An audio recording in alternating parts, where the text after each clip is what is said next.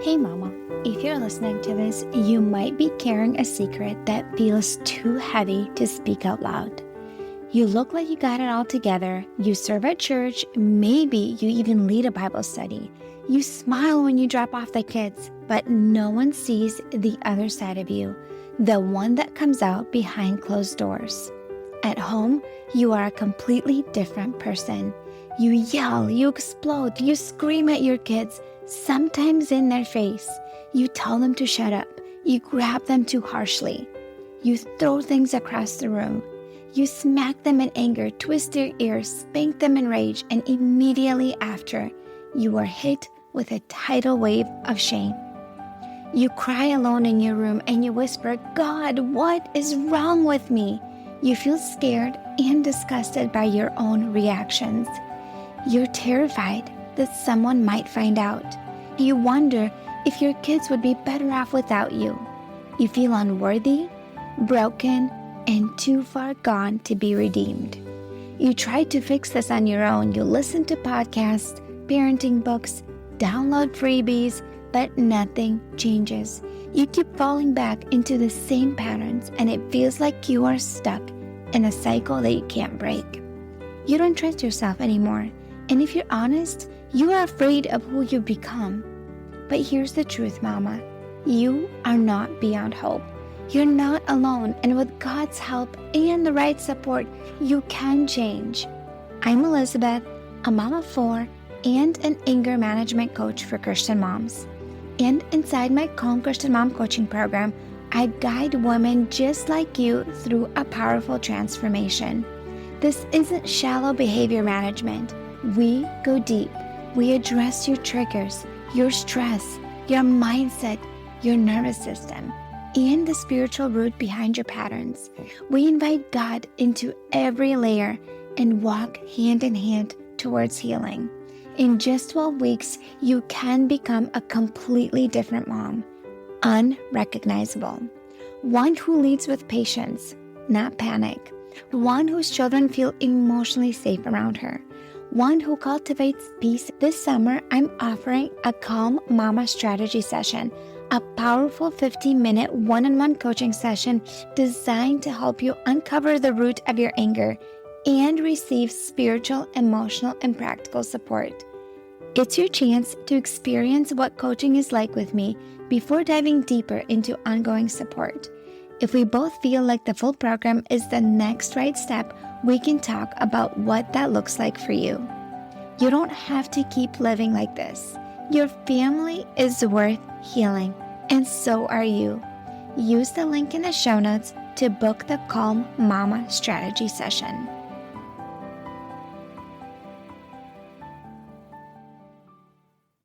Hey mama, do your days feel chaotic? Does it feel like you're just running all day long and things just feel out of sorts? In today's episode, I invited my friend Cayle, and she is a mom of 2 and they've been married for 12 years. She's the host of Balanced Wellness Podcast and a wellness educator, a licensed massage therapist and yoga intern. She loves to bake, cook, travel, and spend time with her family and watch her kids play sports. And so in today's podcast, I invited her to come and share with us habits that we can start doing on a regular basis to create more peace and calm in our home, because habits really make up of who we are.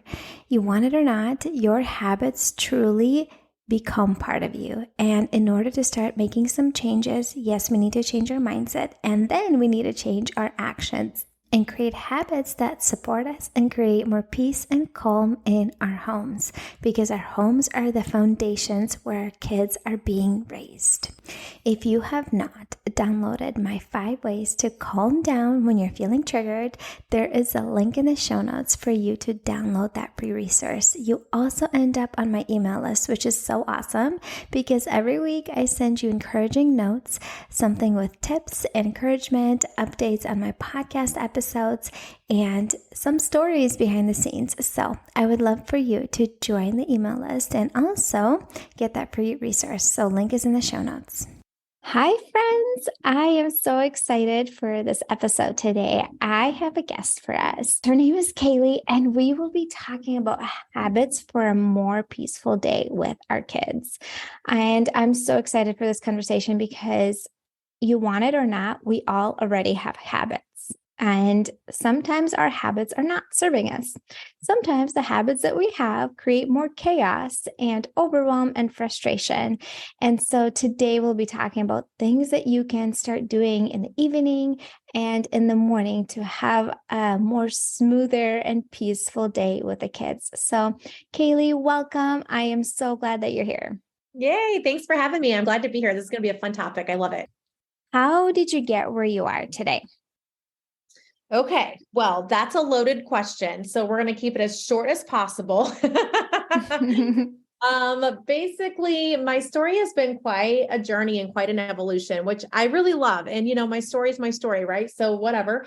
I've learned to embrace it and not be, what would be the right word? Not be so, ashamed or be egotistical, I guess, about my journey. So basically, I've been a massage therapist for, oh my gosh, like 13, 14 years. I had a very thriving practice before COVID hit. And then we were actually mandated by our state to close any practices during COVID. And so I went through that whole experience for about 2 months. And then it was to the point that I was like, are we allowed to open? Are we not? And then I was like, I can't just sit here waiting for somebody to tell me when I can work again or not. So I chose to step away from my practice at that point and start coaching. And I was coaching part-time for years before that, doing like a lot of health and wellness coaching for a global company. And that was really cool. And I really liked it, but I was doing it on the side. And I was like, you know what? I'm going to take this time to jump into this full force. And so I did.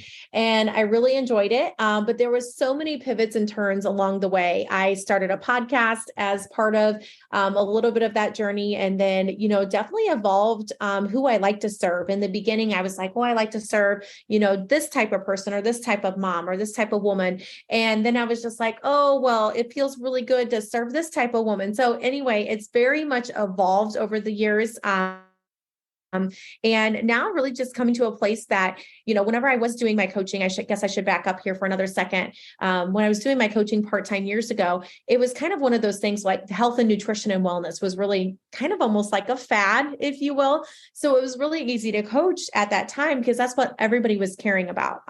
So it seemed. And so then fast forward, I had this epiphany moment, I guess last fall, where I was like, women need to hear more women talk about the things that we're going through. And so I made it kind of like a stake in the ground for myself saying, okay, then that means I have to share my raw story and my real story about my dark moment and moments maybe where I wasn't showing up as the mom and the wife and the friend and all the things that I really wanted to be. And I need to be really raw and honest about those moments because that's what's going to connect people and have them understand like, okay, I'm not alone. There's other people out there, and especially people that can help me that understand what I'm going through because my mom doesn't understand, or my sister, or my best friend, or my coworker. They don't get what I'm going through, but it's so nice to hear that there is somebody that does understand it. And so I vowed to myself to be more vulnerable with my story, which is not easy, but I can tell you that whenever more people are like, thank you so much for sharing that, it makes you feel good and it makes you know and understand that what you're doing is needed. And other women really need that support from other women to talk about it and to be open and honest with their struggles so that they can connect with other people because it's not, don't talk about the emotional, the spiritual, the mental parts of self. We don't talk about it enough, I don't feel like. And I want to start normalizing that and having it be something that we're proud to talk about and we're not shamed or feel, embarrassed about talking about. So that's kind of where I'm at now. I think you have really touched on something important that it's not just like one area. It's like it's all these areas, mental, emotional, and spiritual and physical too, And if we just only focus on one and neglect the others, like it still radiates through the rest of them. And they're all connected. When we're struggling mentally, we're struggling emotionally, and we're struggling spiritually, and then we're physically exhausted. And it's like, it's like this cycle. You have to take care of yourself, like as a whole, not just like one area. Okay. So you have two kids? Yes. Two kids. What ages are they? They are 6 and 9. 6 and 9. Okay. So what do you believe helps moms create more peace in their days? Whew, this is a good one. It's a loaded question again, but I truly believe expectations, boundaries, and then also calling in for help. So this has been something that in our home, all three of those things have to exist for everybody to be happy and for everybody to understand what's going on and what's happening. So expectations, meaning, whether that's with screen time, putting away laundry, like whatever that is, like every single day in the morning, kind of I map out for the kids, like what the expectations are for the day. The other day, they didn't have school. My husband was home. The kids were home from school. My son had a doctor's appointment. So I had meetings scheduled. So life still had to revolve and circle. But I think that's one thing that so often parents and especially us moms, we're juggling so many different things, right? We're wearing so many hats. We have a lot of like fires that we need to put out throughout the day. And it's really, I think, easy for us to just have our kids assume or understand or just we think they should just automatically know like what they need to do or what needs to happen every single day. But so often we forget that they are just kids and they also have their fun little thoughts that they're thinking all day long. And they're not always thinking what we're thinking. And they're not what we want to be on their radar isn't always on their radar, right? And so it's so often, the kids are just in their own little bubble in their own world, which they should be, they're kids, they should be out there living their lives, right? And so having the kids understand every day, yes, it might be a little exhausting, but we kind of have like a little powwow moment before the kids go on the bus for school or before I drop them off at school, whatever that morning looks like. We kind of have like a review of the day of like, hey, this is what's happening today. So, mom's going to pick you guys up from school at this time. You have gymnastics, you have basketball. So, you're going to go here, you're going to go here. Then we're going to come together. We're going to eat dinner. And then it's bath and shower and homework because, we got to do this the next day or because we're going to have a full evening, right? So tonight, you guys aren't going to get a whole lot of time to watch TV or we're only going to have 20, 30 minutes to do homework, right? So setting them up like with the expectations of the day every day and letting them know, like also, my daughter likes the routine. She likes the system. And so sometimes she's like, well, I thought you said we were doing this. I'm like, well, it changed because this canceled or this happened, right? And so my kids really thrive off understanding what the expectations are for the day so that they know what they're allowed to do, meaning screen time or not screen time. They understand what they have time to do. And then it's not an argument when my son wants to watch a movie on his iPad or play a game on his iPad and I don't have to yell at him and be like, no, I said no iPad today, right? Like he knows that there's no time for iPad today. So it's not even a discussion because there's no time for it in our day or it's a no screen time day. So you don't get your iPad, right? It saves fights and arguments throughout the day. So expectations, number one, boundaries being number two. That's a little bit more, I feel like for us moms as it is maybe for our kids, but certain weeks we have stronger boundaries than other weeks. Like, so I say no to more things, or my husband, might be gone, or the kids might, want this to happen. And it's like, no, because this is what we're focusing on this week. Like for me, this week is a very full week. So my husband knows that he's stepping up a little bit more to help out with laundry and dishes and cooking and running the kids. And I've set that boundary with him that this is what I need this week. So I cannot live outside of this this week. And you have to come in this week and help here. And so I've protected my home boundaries, if you will, because work is heavier this week. Whereas next week, work is very light. And so I know I can take back on the things that I normally do. But I have to set that boundary with my husband and my kids for them to know and understand, like this week is very full. I can't do X, Y, and Z this week. I'm not capable of that. because I want to still be a happy mom. I still want to be able to tuck you guys into bed. I still want to be happy at 6 o'clock in the morning when all of us wake up, and for mom to still be happy. Like, these things have to help, and you guys have to help me out in this area this week. And I'm not capable of doing these things extra this week. So setting boundaries, and then and just making sure that everybody's on the same page, I think is just, it's huge. My friend, I'm going to pause here for a second, and I want to ask you, are you struggling right now? Are you silently struggling? Do you feel so overwhelmed, so burned out, so exhausted? Are you running on empty? You're trying to do it all, but everything is falling through the seams. You end up screaming and yelling at your kids and leaving memories that are not pleasant. You go to sleep feeling exhausted, worn down, and feeling like the worst mom in the world. My friend, there's a better way to do motherhood. I can help you. I'm here to support you, to help you get out of this dark hole with negative mindset, with negative actions, and become the mom you want to be. By partnering with God, you and I, we can make shifts in your day-to-day routine, in your habits, in your mindset, set healthy boundaries, create a schedule that truly supports you and allows you to regularly feel restored. So you're not burned out and running on empty anymore. So then you can leave a positive example for your kids and show up as a calm, patient, and present mama. Your kids mirror everything that you do. So if you want your children to learn how to be calm and patient and present, if you want them to learn how to handle their anger well, it starts with you, my friend. So if you're silently struggling, I want to let you know there is hope, my friend. There's hope. Link is in the show notes to book a clarity call with me, so then you and I can work together for 12 weeks and can transform your motherhood. My friend, can't wait to connect with you. Link is in the show notes.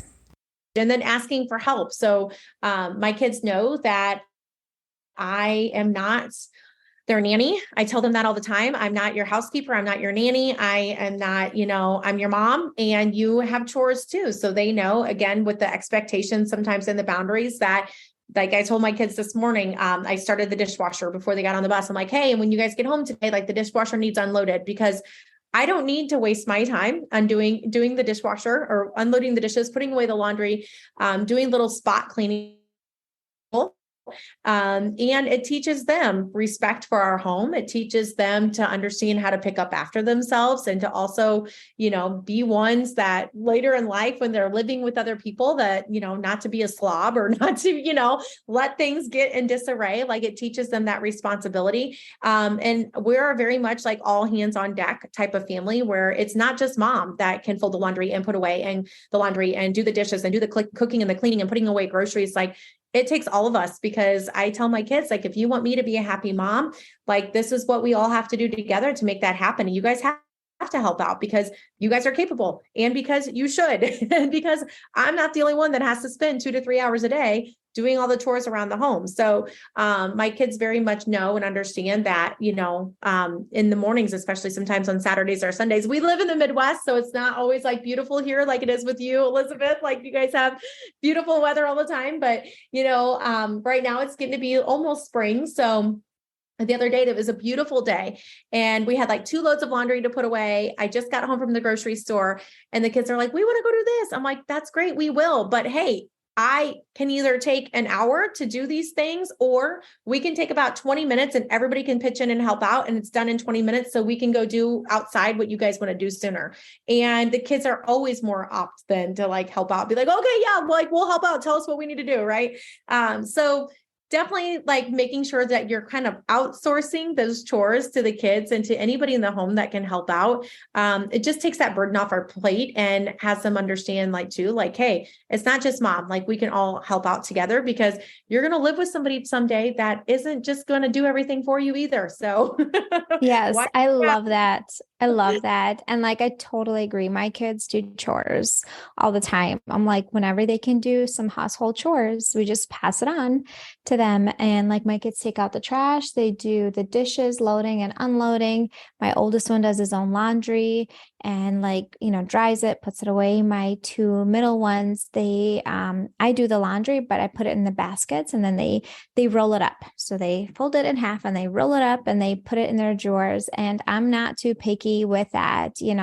They clean their own room. They vacuum, they clean bathrooms and bathtub. And like for household chores, we pay our kids, like we choose to. But like when it comes to like their own, I don't pay for homework or cleaning their bedroom or their laundry. But when it comes to like, the rest of the house, like if you're organizing the garage or something like that, like I delegate as much as I can to my kids. First of all, it's easier for me, less stress, less overwhelm. Second of all, I've said this to my husband and I said this to my kids too. I'm like, I want your future wife to come to me and say, thank you.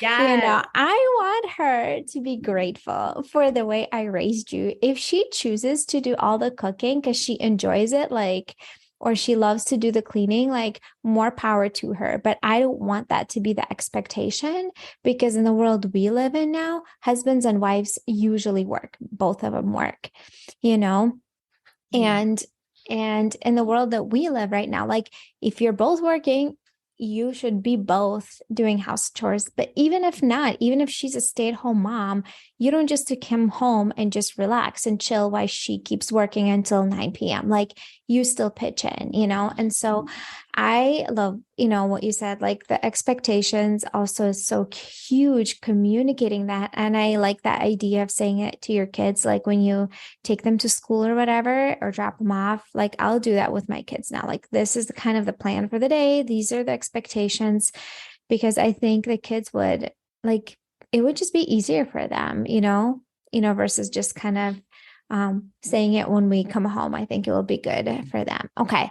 So those are super, super helpful. So I want you to give us a few tips, like for things that moms can do either in the evenings, well, maybe a few in the evening and a few in the morning, that would make a day more peaceful. Like some of like routines or things that they can do that would set them up for success. Because you and I chatted a little bit about, like before we recorded, like how routines are so important, because they really, like, it's just part of our life. It's part of our day. And so like we have them, even we realize it or not, we all have routines. So how can we create some routines that will support us and create more peace in our days?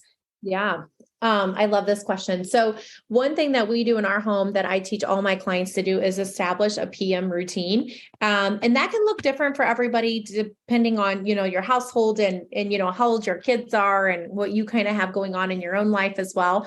But regardless, like I always have people do the 3 things for the next day. Number 1, like pack your bags. So do the backpacks need to be packed? Do the folders need to be emptied out for the kids? Do they need their homework? Or our kids, I don't know about you guys, but our kids have Chromebooks that they have to take to and from school. So, is your Chromebook in your bag? Like, is it all ready to go for tomorrow?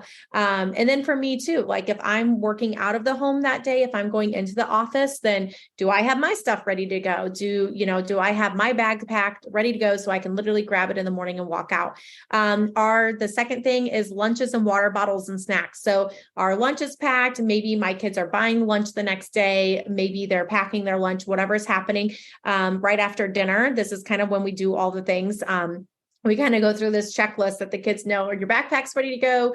Load them back up after homework. They go back in the backpack, and then we get lunches and drinks ready for the next day. So they'll go through and whichever kid, like I said earlier, we divvy up chores and routines. So I kind of let them duke it out sometimes. Sometimes if the trash needs to be taken out and the recycling and all the water bottles need to be filled for the next day, I'll be like, hey, this is what needs to be done. And they'll kind of negotiate between themselves. Like, I'll fill up water bottles if you take out the trash, and then we'll take turns taking out the recycling. I'm like, whatever, I don't care. Figure it out. Use your problem solving skills. But so then we always fill up waters and get our lunches, snacks, whatever packed for the next day.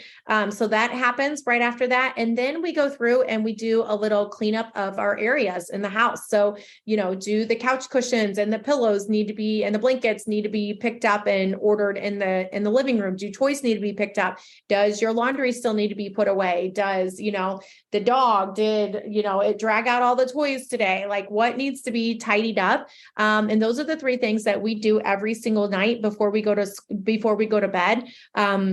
Because I like to set my days up so that the morning time, we're literally just going through the motions of getting up, getting dressed, eating our breakfast, brushing our teeth, and we're good to go. We're not trying to find what happened to our lunchbox. We're not trying to still fill up the water bottles when we need to be in the car and leaving. We're not trying to find what happened to my blue folder. Why is it not in my backpack, right? We're not running around like crazies in the morning trying to locate everything and find everything. We can literally be present with each other in the morning and just enjoy the slow pace of the morning. That way, if the kids do want to sit and watch their favorite Netflix show in the morning, they have time to do that. If they want to, play or color, or if my son wants to play with his fighter jets, he has time to do that because we're not scrambling around like crazy people. So to me, that's the things that I do, or we do as a family every single night.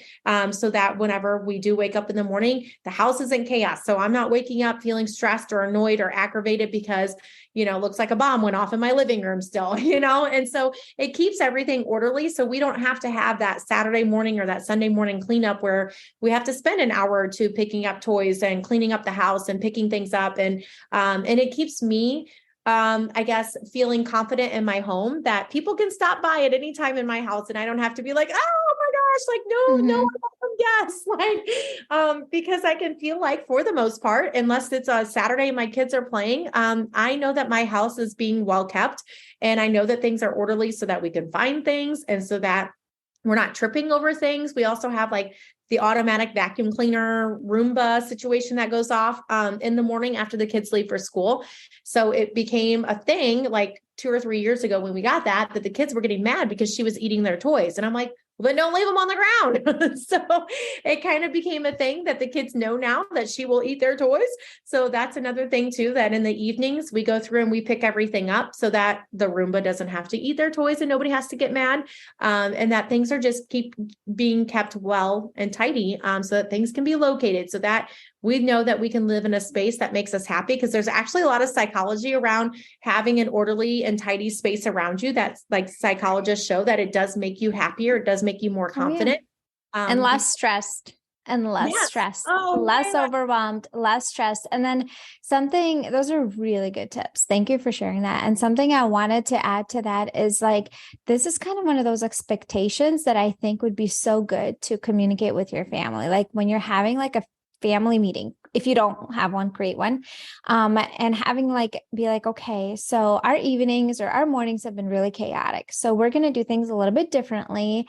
And in the evenings, this is what we're going to do. Like 3 things. If you need to, make a list and like print some pictures for the kids. Like I have an evening routine that I literally printed for my kids. And it's like 6 steps, things that they need to do for the evening routine before when they get ready for bed, or you can do just like even with like house chores and cleanup. And another thing that I have found helps my kids is I have an alarm that goes off at 6:30 that says house cleanup.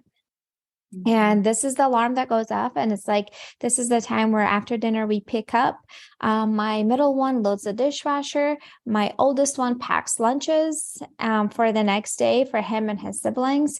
He was complaining about loading the dishwasher, didn't want to do that. Or like, okay, what other chore are you going to do that's going to take you just as long or more? He's like, don't pack lunches. I'm like, thank you. One thing I don't have to do. Like, yes. Yeah. And so, I mean, they get paid for those chores because it's like house chores. And, but anyways, like, and then the youngest one, he does like the cleanup with like little hand vacuum and, puts the shoes away and like picks up the living room. So like everybody's kind of like part of a team, but like communication with that is so important. I'm like, Mama, you don't have to do all of this on your own. You don't, unless you have like literally tiny ones. But like, even like my 20-month-old, like you can like teach her to put toys in a basket and clean up, like, your 5-year-old can fill their water bottle. Like they can do that. You don't have to do that. And it does take some time to like train them, I guess, in a sense, like teach them and guide them for it to become a routine. But you are the CEO of your home. Like if you don't organize this, no one else is going to do it for you. More than likely, your husband is not. And like you and the kids are not, And so if everything feels super chaotic, let's start out with some simple things and like just add like a couple routines in the evenings that will set you up for success. So those were super helpful. Anything for like morning would you recommend? Is there anything in the morning routine that you think would be great? We don't do much in the morning, as far as really a routine, because we do it all in the evening, so that in the morning, they're literally just, my kids are getting up, getting dressed, eating breakfast, and getting ready to go. But some things that we do in the evening, to prepare better for the morning, is that we do, like, if we know that it's going to be, like, my daughter is in a club on Tuesday mornings that she has to be at school by 8 o'clock, which typically they don't leave, they don't have to be at school until 8:40, 8:30. So that's an earlier morning for us. So we have to be out the door by like 7:45. So we will sometimes even get breakfast stuff together the night before. Like if I know, like, okay, what do you guys want for breakfast the next day? If they want, whatever it is, say eggs, or I don't know, like I will sometimes like go ahead and set the pan out, set the plates out, like do anything that I can. Like I call it like PM for me is like my prep evening, right? Like, so PM prep. So what can I do to prep for the next day in the PM? And then that way in the AM, I can and go, like I call it and go, prep and go. So like PM is prep, so that AM I can and go. And so that's kind of how I like systematize it in my brain, so that I can do anything in my power in the evening to make my mornings as smooth as possible. So I am literally just getting up, getting dressed, doing the things that I cannot do the night before to prep. Like I prepped all I can prep the night before. And, some evenings it's harder to do it and to get it all done because we're basically running the kids 6 days a week to sports and activities. My kids are both like right now, their seasons are overlapping for sports. And so with like the last like 2 weeks and like the next 2 or 3 weeks will be overlapped with sports. So we're literally gone. This week we'll be gone 7 days a week for sports. So, there's not, I know, sometimes some of my clients are like, are you home all night getting all this stuff done? I'm like, oh gosh, no.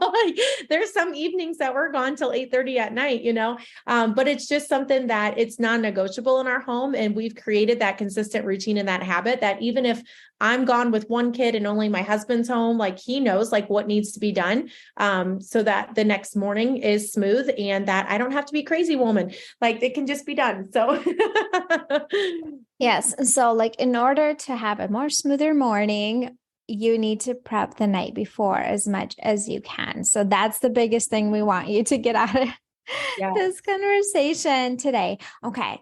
So if you could say one thing to a mama who feels super frazzled and chaotic and crazy, she feels like everything is so messy and she's running like a chicken with her head cut off. That's what her life feels like right now. What would you say, like one thing would you want her to know?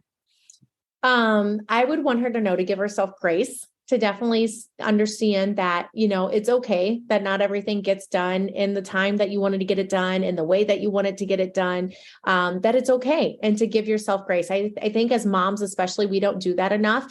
And we just put more on our plate and we put more stress and more pressure and more on our plates all the time. But we have to realize that A, we have to give ourselves grace because B, we're not capable of doing it all. We literally are not, but we think we are, to the point that we literally drive ourselves bonkers. Like, and then we wonder why we're so crabby and we're so overwhelmed and we're so stressed out because we have way too much on our plate. And so give yourself grace first, and then also like outsource as much as you possibly can. And definitely take the tips that, Elizabeth and I have been talking about and implement those on like having your family help out. Like if your family's not helping out, I say start there and start like today, right now, and make a plan to have your kids help out. But we even have seasons of our life where we have a cleaning lady that comes in, and we hire that, and we figure that out in our budget because we're just not home very often to have that. So we will outsource as much as possible. We're actually to the point too, sometimes that we'll find rides for our kids to go to certain things. And can we do it? Yeah. But is it going to stress us out and make us feel like we're crazy? Yeah. And so we've just kind of gotten to that point. I know in the beginning of running our kids around, it was kind of one of those things where I wanted to do it all and I wanted to be at everything. And I literally just realized that I can't, I literally cannot. And so why should I still try to keep telling myself that I can? That's crazy. So I've gotten to that point that I have to give myself grace, and then I have to be okay with asking for more help, maybe in some seasons, more than what I would love to. But that, people are very open to helping you, and other women are out there that want to help you. Like, how much would you love it? I sat there and thought there for the longest time for myself, I felt bad asking for help, for other moms. It's like other moms are busy too, but now it's kind of created this thing among, especially, well, I guess I should say both of my kids, the other parents that I ask for help, that they'll be like, oh my gosh, of course. Yes. They have no problem, because then there's going to be a time where they need help that I'm capable of helping them. And of course I want to help them too. And so whenever I kind of got to that point of, other parents started asking me for help because I was asking them for help, then it became this really beautiful thing that then I didn't feel guilty about it anymore. And I was just like, oh gosh, but then I also became very okay with saying no if I literally could not help, or if I felt like it was just going to stress me out. And I told parents that to me as well. I'm like, hey, literally, if this is going to stretch you too thin, I want you to be honest with me. But this is what I was needing. Could you give Cruz a ride to basketball, or bring him home from basketball or baseball or whatever it is? Let me know. And they're like, yeah, of course I can. Or do you just want him to spend the night? So often it'd be like, well, do you just want him to stay over? I'm like, well, sure. If you're offering, but then it became a twofold thing that, I'm like, okay, well, if you want to keep them this weekend, I'll keep the boys for you next weekend. And so it just became, not that I'm not a tick for tack type of person, but it just became you scratch my back, I'll scratch yours type situation. So giving myself grace and asking for that help has definitely been glorious in the area of overwhelm in our world. And I definitely encourage all moms to do that. That is beautiful. Thank you for that great reminder. I think all of us need to be reminded with that, because as women, we always try to do more. And that's where it contributes to feeling overwhelmed and stressed out. Okay, so this was awesome. This was such a great conversation. Where can our listeners connect with you? Yeah. Oh my gosh. Thank you for having me. This was so good. On my podcast, I have my podcast Balanced Wellness, which I'll send the link in. I know Elizabeth, I'm sure we'll put it in the show notes. But that is where I hang out a lot. I also hang out in my Facebook community. I am there as well. And then also on Instagram, but I would say my Facebook community, and my podcast is where I hang out the most. So. Sounds good. And we'll link that below. And thank you so much for being here. Thank you. I appreciate it. This was good. I hope you enjoyed this episode. Go check out Cayle's content on her podcast. She has a lot of helpful resources over there, and I know you will love connecting with her. I'll see you in the next episode. Hey mama, do you find yourself snapping over the smallest things, like spilled milk or constant whining, then feeling horrible afterwards? If you're tired of losing your temper and you want to show up with more patience, I have something for you. It's a free training called How to Be More Patient with Your Kids so you're not screaming over spilled milk. Inside, I'll walk you through 10 simple things you can start doing today to become a calmer, more Christ-like mom, even on the hard days. To get it for free, just leave a rating and review on Apple Podcasts and send a screenshot to hello@emotionallyhealthylegacy.com. Or if you'd rather skip the wait, you can grab it right now for just $27. The link is in the show notes. Let's help you become the peaceful, patient mom your kids need.